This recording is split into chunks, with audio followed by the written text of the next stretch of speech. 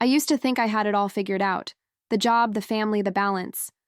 Most days I was running on caffeine and muscle memory, bouncing between meetings and school pickups like it was just part of the rhythm.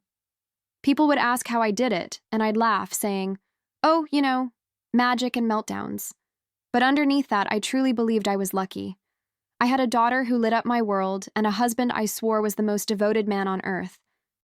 I'd brag about him without hesitation. He's supportive, loving, and the best father I know. And I meant every word. He'd always insist on taking Lily to her best friend's house, telling me, "You deserve to rest, babe." I didn't question it. Why would I? It felt like kindness, like he was protecting my time. I'd curl up with a book or catch up on emails thinking, this is what partnership looks like. He had this charm that made everything feel intentional, even thoughtful. I told myself I was lucky. I told everyone I was lucky. And maybe part of me didn't want to look too closely at why it all seemed a little too perfect. Then one night, after tucking Lily into bed, I noticed something. Her shoulders were curled inward, her fingers picking at her blanket, her eyes refusing to meet mine. I sat down beside her, brushing a strand of hair behind her ear. "Hey," I whispered. "Is everything okay, baby?" She blinked, hesitated, and that's when my world began to tilt. There was something behind those little eyes, not fear exactly, but something close, something that didn't belong on the face of a child. I gently pressed, trying not to scare her. "You can tell me anything, sweetie. Always." Her voice was so small I almost didn't hear it. "Daddy kisses Bella's mommy, and he said if I told you, he'd leave us and we'd be homeless." The words hit me like a cold wave straight to the chest. I stared at her, stunned but steady. And in that moment, I did the only thing I could think to do. I pulled her close, kissed her forehead, and whispered, "Don't worry, baby. Mommy always protects what's hers." I didn't sleep that night. I lay there, staring at the ceiling, listening to his breathing beside me like it was a foreign sound. My mind kept looping back to Lily, her tiny voice, the way she curled into me like she was trying to disappear. I wanted to scream, to shake him awake and demand answers, but I couldn't. Not yet. Something inside me shifted in that moment. Not rage, not even heartbreak. It was colder than that, focused, controlled. I knew I had to keep it together, for her, for me. The next morning, he kissed my cheek and asked if I wanted pancakes. I watched him move through the kitchen like nothing had changed, like he wasn't hiding poison behind that perfect smile. I smiled back, not because I forgave him, but because I needed time. I needed to understand just how deep the lie went before I even thought about exposing it. And while he flipped eggs and hummed like the picture-perfect dad, I was already building walls he didn't know how to see through. I started paying attention to everything. The time he left the house, the way he gripped his phone, how fast he changed the subject when Bella's mom came up. I held Lily a little longer at bedtime and told her stories about brave princesses who saved kingdoms with quiet strength. She didn't understand the metaphor, but I needed her to hear it anyway. I needed her to feel safe, to believe in a world where moms didn't fall apart. They planned, they protected, they fought in silence when they had to. People say kids don't lie about things like that, and I believe them. But what hit me harder was realizing just how terrified she must have been to carry that secret, to believe that telling me would destroy our family, and that he let her think that, used her love as a weapon against me. That was unforgivable. That wasn't just betrayal. That was cruelty. And right then, I made a silent promise to myself. He would never see us as weak again. Never. The days that followed were quiet on the outside, but inside me, something was unraveling and rebuilding at the same time. I still kissed him goodbye in the mornings. I still asked about his day and let him think we were living the same life. But every smile I gave him now was rehearsed. Every laugh was calculated. I had learned, in one heartbreaking conversation with my daughter, that I wasn't living in a marriage. I was performing in a well-directed lie. And now? Now I was rewriting the script. With Lily, I became softer, more present. We painted together, built puzzles, stayed up reading extra bedtime stories. I wanted her to feel warmth wherever he had planted fear. She didn't mention it again. The kiss, the threat, and I didn't press. Not yet. I knew there'd be time to help her heal, but right now, the most important thing I could do was show her. Mommy is still here. Solid, calm, unshakable, even when everything else starts to break. And it would break. I could feel it like a storm rolling in. Every day I smiled through his lies. I was stacking evidence in my heart. A slow, deliberate kind of justice. He thought he'd buried the truth in a child's silence. But he didn't count on me listening.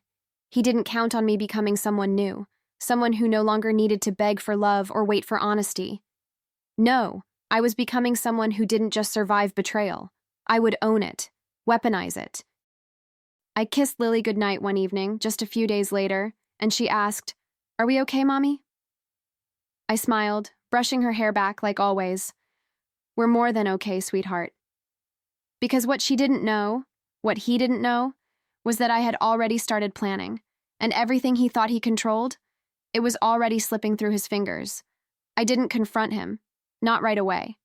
I think he expected a fight eventually, maybe a tearful breakdown or a screaming match. But I gave him nothing. That was the part he couldn't predict.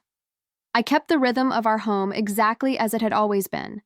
Dinners at 7, school drop-offs, his coffee made just the way he liked it. The silence was intentional. Because the truth is, I wasn't just mourning a marriage anymore. I was preparing for war, and I needed him unaware. The first thing I did was protect Lily. Every kiss on her forehead, every silly dance in the kitchen, it wasn't just for comfort, it was a message. We are safe, we are loved. He might have turned our daughter into a vault for his secrets, but I was going to show her what real security looked like. Then I moved on to the part he'd never suspect: information. I learned quickly that betrayal leaves traces, and he, for all his charm, wasn't nearly as clever as he thought. I installed tracking software while he was in the shower, synced his cloud to a hidden drive. Pulled deleted texts, call logs, GPS records, even voice notes he'd carelessly left behind.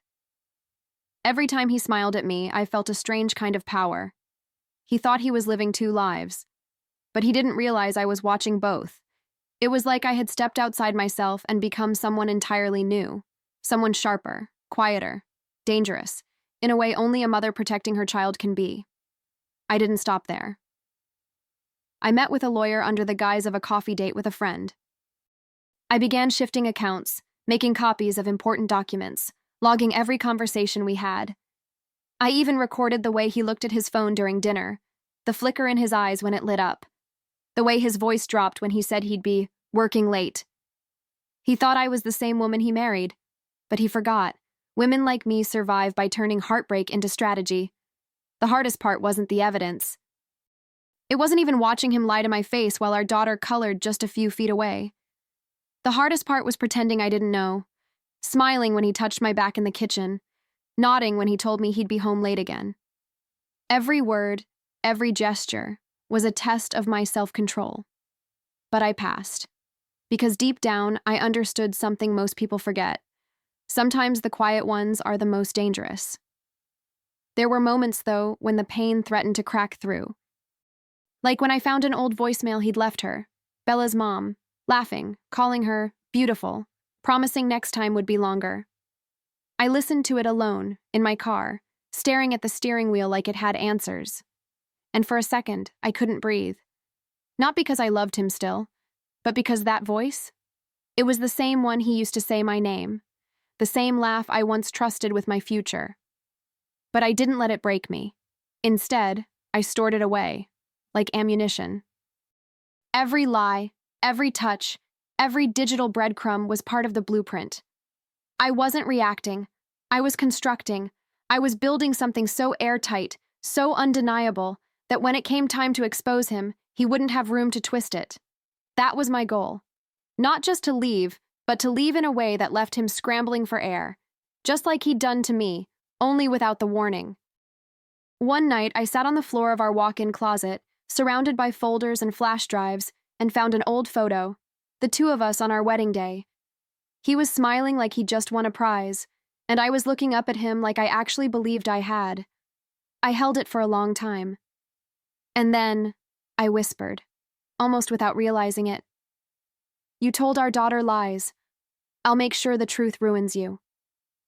And for the first time in weeks, I smiled. Because the collapse had already begun, and he had no idea. I started watching him the way you watch a storm, not to stop it, but to track every move before it hits.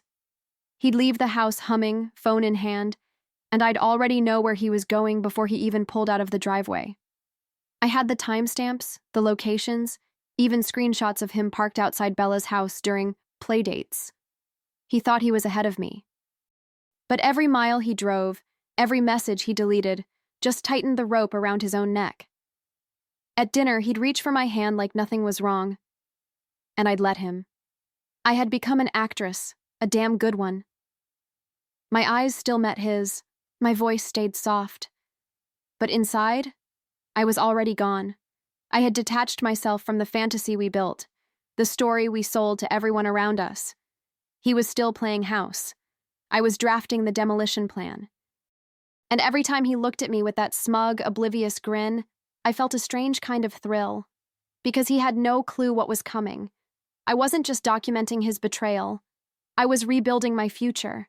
One where Lily would never again be silenced by fear. One where I wouldn't have to second-guess the arms that held me at night. My lawyer was discreet, my accounts were protected, and every decision I made was deliberate. I didn't want revenge that looked like screaming in a kitchen. I wanted the kind that echoed in courtrooms, shook bank accounts, and rewrote legacies. And I was almost there. The night before it all shifted, I stood by Lily's bedroom door and watched her sleep.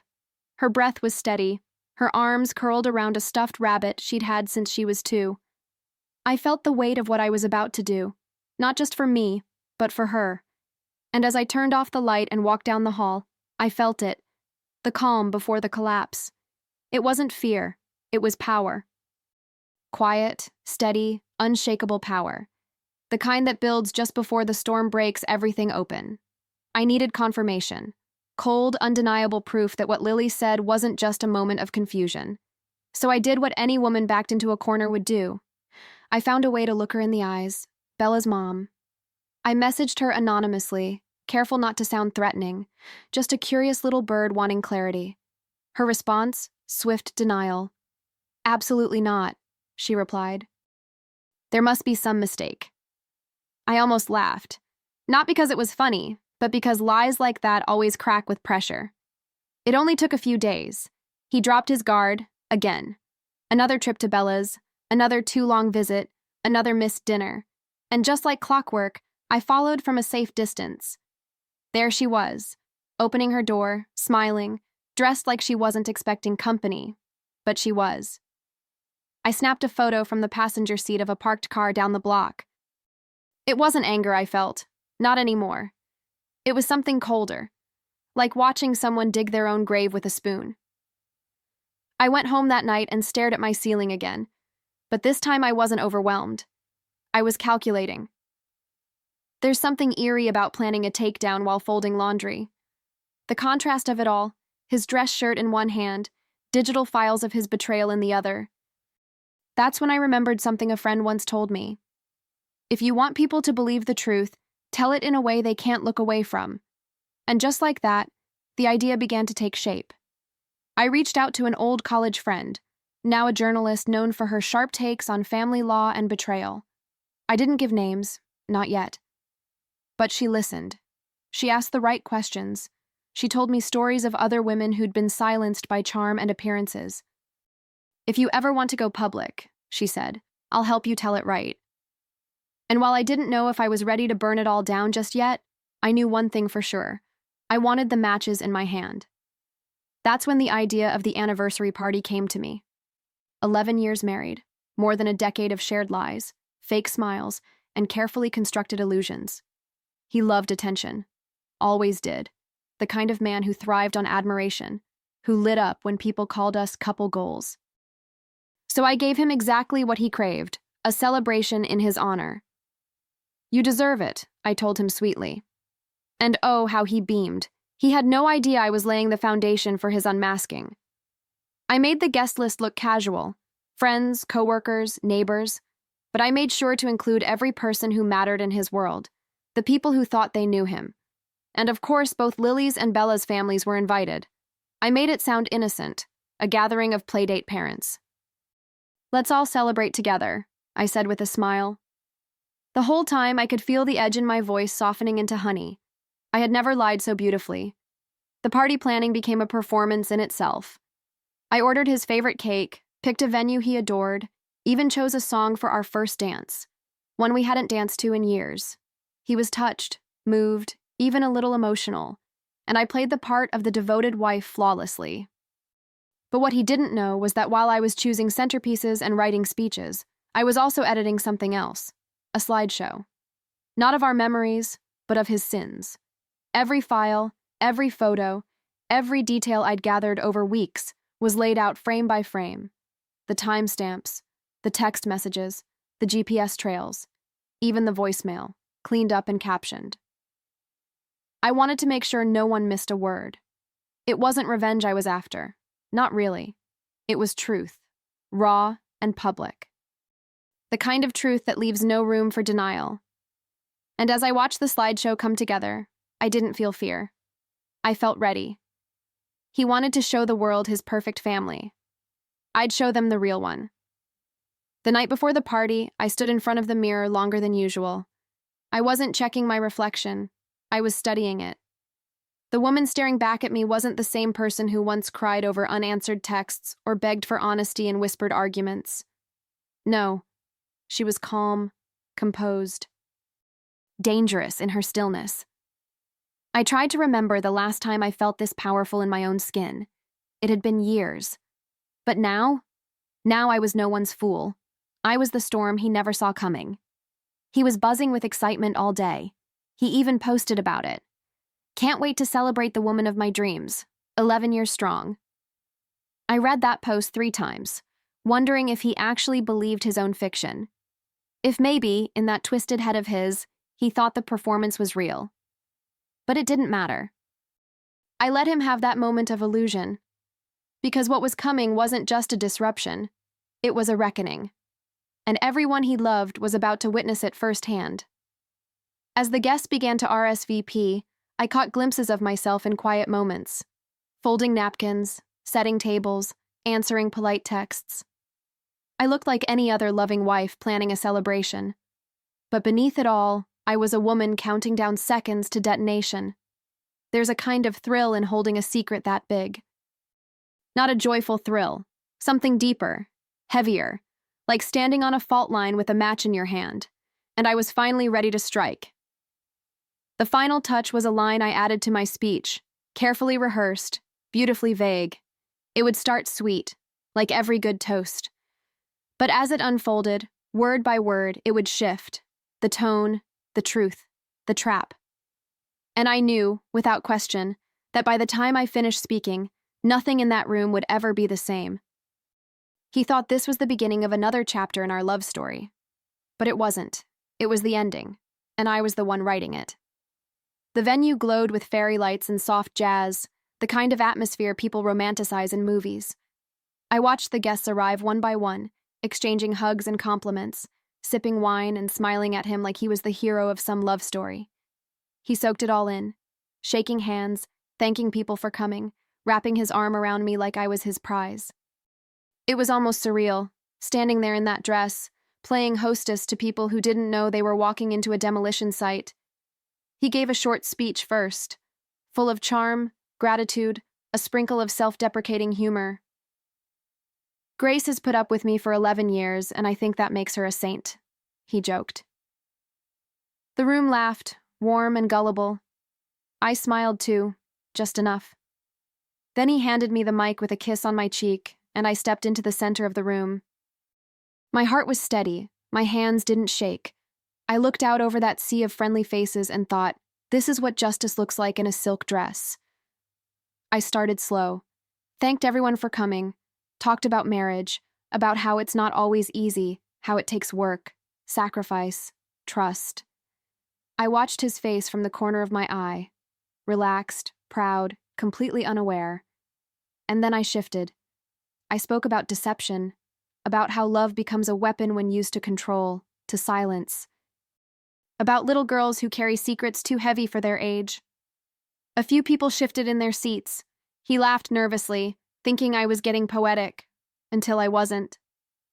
Then I nodded toward the back of the room and the projector screen lit up. The first image, his car, parked outside Bella's house, time-stamped during one of those supposed playdates. Gasps rippled through the crowd. A few heads turned sharply. I stayed still. The next slide, a transcript of the voicemail, his voice sweet and shameful.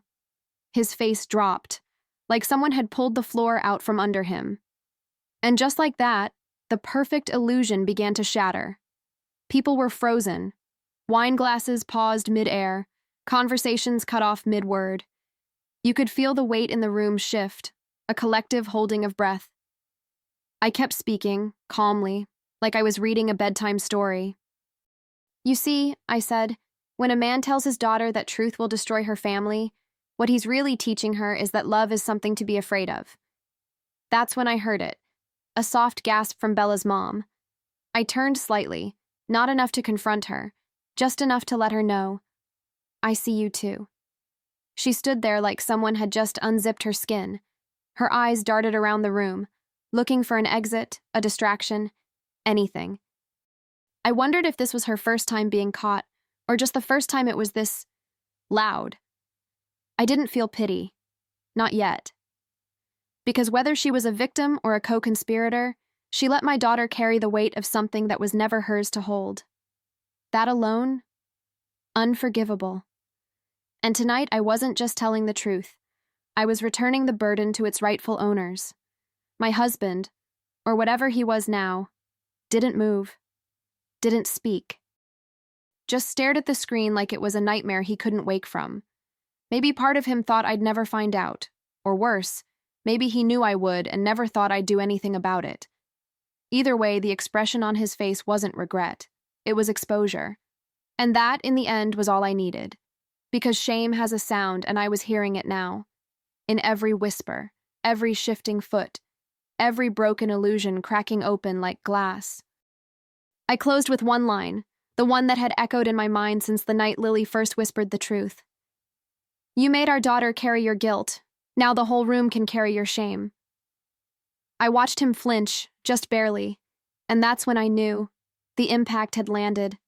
Not because I'd humiliated him, but because I'd stolen back the power he thought he owned, in front of everyone, with no screaming, no chaos, just facts, and a woman who refused to stay quiet.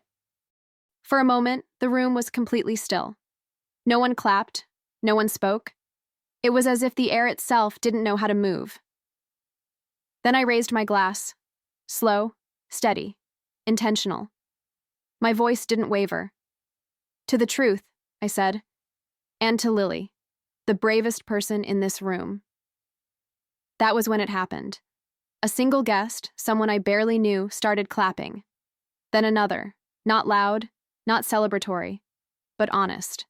Hesitant hands meeting in quiet recognition. Not for me. For the truth that finally had a voice. Lily wasn't there, of course. I had made sure she stayed home, tucked in, safe with my sister. But in that moment, she felt closer than ever. Everything I had done, every recorded call, every stage smile, every careful word, was for her. So she'd never again believe love was something that came with fear. So she'd know that her voice mattered, even when others tried to silence it. That one day, she'd look back and see that her mother didn't fall apart. She stood up. He didn't say a word as people walked past him, avoiding eye contact, whispering behind their hands. Bella's mom slipped out quietly, head low, heels clicking like a confession. My husband, ex-husband in my mind, just stood there, untethered, like he was trying to figure out how everything had gone so wrong, so fast. But it hadn't been fast at all. It had been slow, deliberate. Death by 1,000 cuts, and every one of them left by his own hand. As the lights dimmed and the crowd thinned, I stood there alone for a moment, watching the slideshow cycle one last time. There was no applause, no redemption, just clarity. The performance was over, and I had delivered the closing act. What came next? That was the part I hadn't told anyone yet, but I had already made my move. And the fallout? That would write its own story. In courtrooms, custody papers, and headlines he never thought his name would be in. Filing for divorce felt less like the end of something, and more like the beginning of peace. My lawyer walked into court with a binder that could have doubled as a weapon. Every lie, every threat, every violation of trust documented and time-stamped. He tried to deny it at first, of course. Claimed emotional manipulation, said I was trying to ruin him.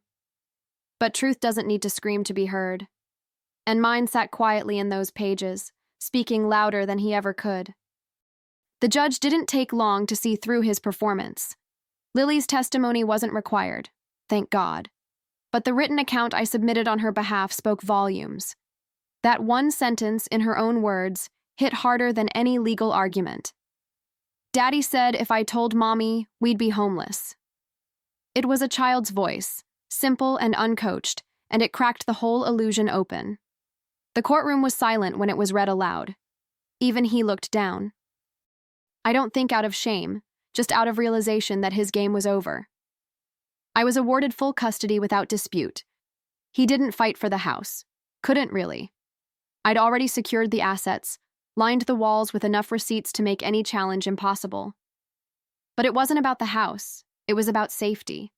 About making sure Lily had a home that didn't carry secrets in its walls. He left with a suitcase and a silence that felt unfamiliar on him. No smugness, no control.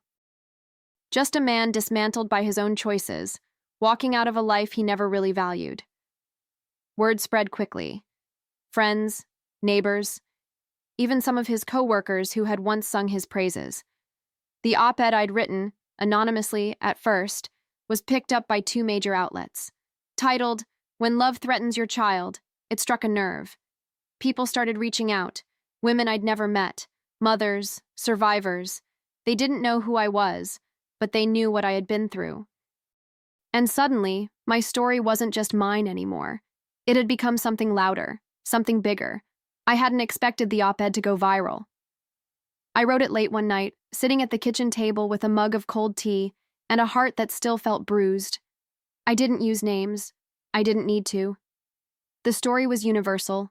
It was about silence, how easily it slips into the spaces between "I love you" and "don't tell anyone." It was about children who carry adult secrets and women who mistake manipulation for devotion.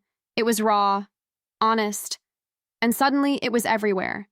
Emails flooded in, messages from women saying, "I thought I was alone." Some had left, some hadn't. Some had stories far worse than mine, and others were just beginning to realize they were living a version of mine. That's when I knew I couldn't stop at survival. I needed to build something, not just for me and Lily, but for all of us.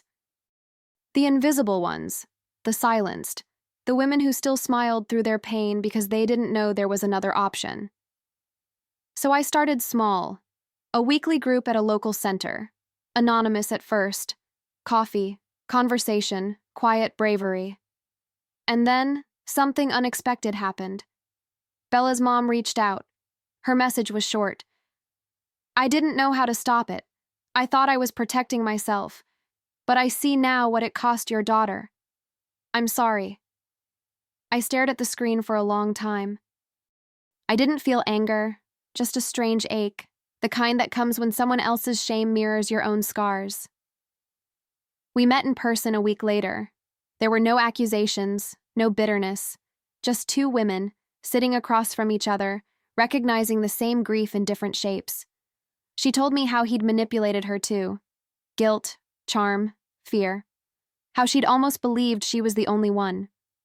We weren't friends. But we were something maybe more important. Proof that even women hurt by the same man could still choose grace over destruction. And that choice? It changed everything. The support group grew faster than I imagined. What started as a few chairs in a borrowed room became a movement of sorts. Women showing up, speaking out, reclaiming parts of themselves they thought were lost. We didn't dwell in victimhood. We shared tools, laughed when we could, cried without shame.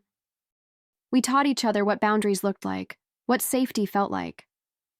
I watched Lily play in the corner during those meetings, drawing castles and dragons, never realizing she was the reason those walls even existed. There are days I still feel it, the heaviness of everything that happened, the betrayal, the lies, the look on his face the night everything came crashing down. But then I remind myself, he's not the main character in our story anymore. He's just the plot twist. And the real story? It's about a woman who refused to be reduced to silence. About a little girl who whispered the truth and changed the course of her own life without even realizing it. One morning, not long ago, Lily and I were walking to the park. The sun was warm on our backs, and she was holding my hand, swinging it like she used to when she was younger. Out of nowhere, she said, "Mommy, I'm glad you didn't get scared when I told you." I looked at her and smiled, my throat tightening.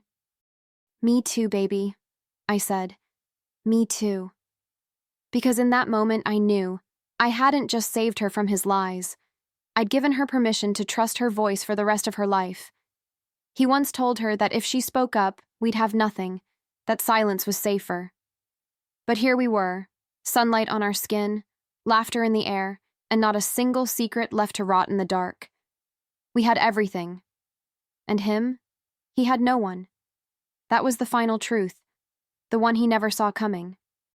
And maybe, just maybe, that's the only justice some men ever understand. Not the loss of what they had, but the brutal realization of what they never truly deserved.